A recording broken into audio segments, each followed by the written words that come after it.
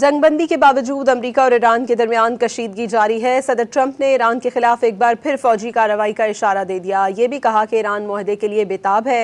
उधर अमेरिकी बहरिया ने मशरिक़ वुस्ता में जहाज़ों का ईंधन, खुराक, गोला बारूद और ज़रूरी सामान दोबारा ज़ख़ीरा करना शुरू कर दिया। ट्रंप ने एक बार फिर ईरान के खिलाफ फौजी कार्रवाइयां शुरू करने का इशारा दे दिया। मीडिया के सवाल पर सदर ट्रंप का कहना था कि दोबारा हमलों की जरूरत भी पेश आ सकती है। सिर्फ चंद लोग ईरान से होने वाले मुज़ाकरात की सूरत हाल से वाकिफ हैं।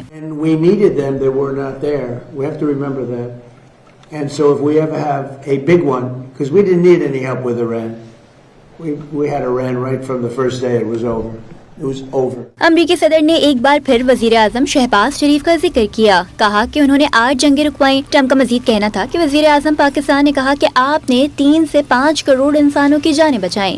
8 wars, and in every case the people, the prime ministers or presidents wrote letters thanking me. In the case of India, look, the biggest one would have been Pakistan, India.